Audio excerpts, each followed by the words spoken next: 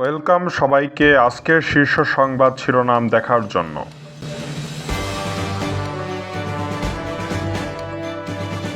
বক্তৃতার সময় জামায়াত নেতার মৃত্যু। আওয়ামী লীগ কী দোষ করেছে বললেন হাসনাত আব্দুল্লাহ।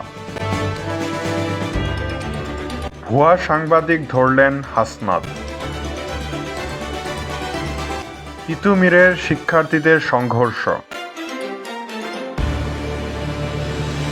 ৫ খুনের ঘটনায় অভিযুক্ত সাইকো সম্রাট। আমেরিকায় ডিরেক্ট হিট করবে ইরানি আন্তঃমহাদেশীয় মিসাইল। খেলা দেখালেন এরদোয়ান, হতভম্ব শত্রুরা। শুল্ক যুদ্ধ ও ট্রাম্পের ১ বছর। এনসিপির পরিচয়ে চাঁদা দাবি।